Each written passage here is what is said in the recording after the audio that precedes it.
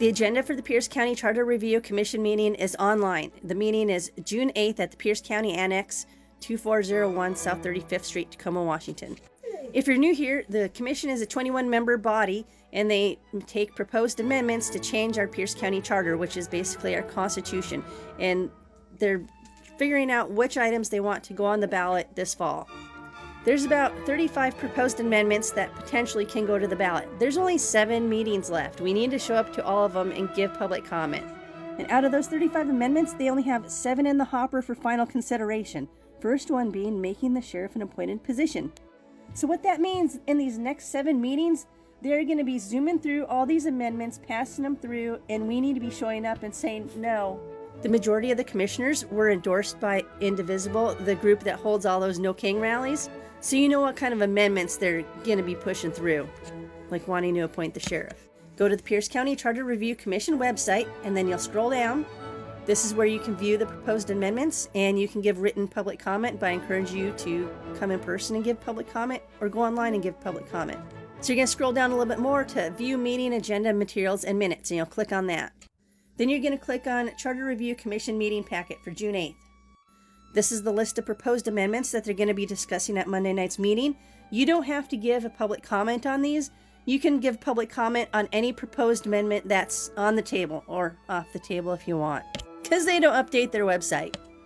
The community stewardship one is about picking up trash.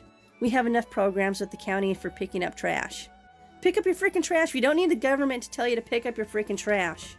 Housing stability. That one's about people having rights for living in mobile homes. Like, I'm not even gonna go there. Sheriff Ombudsman, that's an important one to give public comment on.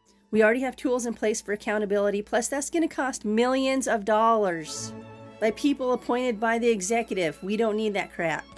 Suppose I could show you the agenda as I go through it. So this is the public safety funding accountability. I'm not sure about this one. I'm looking forward to hearing what the commissioners have to say about it at tomorrow night's meeting. At the end of the proposed amendments, it has that rationale for proposal that you can read through and see why they're making that proposal. Then we have O1, and then we've got O2, and listening to what the commissioners had to say at the last meetings about it, it sounds pretty fishy. One of the commissioners says the public should be paying attention because that's a power grab. And I noticed reading through here, they want to make a chief financial officer. Like, so we're going to make another government position. Why do we need to do that? And in O1, they cross out emergency appropriations, but then in O2, they have an amendment to put it back in. I don't get it. And then we got more of O1, dealing with the finances. And then we got more O2. Like, the voters are going to be able to figure this out. They are not going to vote on this. They're just going to be like, nope, too much reading. I'll just skip it. Then we got C24, recognizing veterans. If you're a veteran, you can give public comment and tell them why you support this. Then we got the Young Persons Council and Office of Children. So they want 14 to 25-year-olds to be on this commission to have a say in what happens at our county. I don't think so.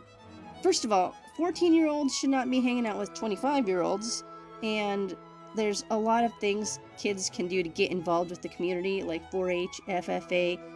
They don't need me messing around with politics, especially when it comes to making policy, because you know they're learning it BS through the public school system.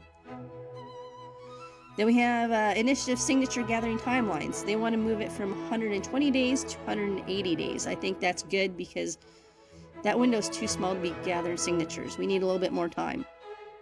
Then they want to increase the council size from 9 from 7. And that's just going to cost more stinking money. So we don't need that. I think 7 is just fine. What does it say here? Oh, when the charter was written, there's only 486,000 people here. All right, and then we've got modernization of anti-discrimination language. Yeah, no, we don't need to be approving this. This was proposed by the guy who doesn't stand for the flag and says Free Palestine. So, you know what that means. And this one also, modernization of anti-discrimination language. Well, buddy, you know, if you don't like it here, you could not run to be on the Charter Review Commission and go to a different country where your views are more appreciated. And then we got habeas corpus. Oh yeah, that same thing. Well, eminent domain. Look at this one. This is going to be a separate video later, so watch out for it.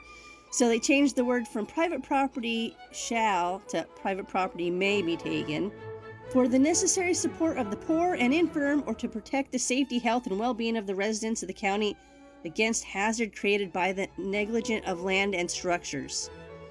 Just no. So if your place looks like it's been abandoned for 7 years, the government can just take it for the poor and needy. They're trying to play it like this is big land developers that's just holding on to their property and letting it depreciate in value, but you know dang well that's not what they mean. And then we got campaign finance. They want to start a government fund for campaign finances. That's a hard no. Then we got more campaign finance. Qualifications for office. Oh, this is P2. Yeah, this one's a bummer. It was written really well, and then I don't know what happened. They changed it so it's all freaking backwards, and I'm looking forward to hear what they say at the next meeting. Like, this is what the current charter states, and then it changed. The only thing that changes is it crossed out registered voters. Like, why would we not want people to be registered voters? Make it make sense. So that's that. Show up to the meeting Monday, June 8th, 6 p.m. Let me know your thoughts on the long video, if you like them short or whatnot, or if I should make multiple videos, but I thought I'd actually go through the agenda and talk about it. So just trying to cater to different people's needs and show them that, hey, going through that 100-page packet isn't that difficult. Anywho, I feel like dirt, so I'm going to bed early tonight. Have a good weekend, guys. See you Monday.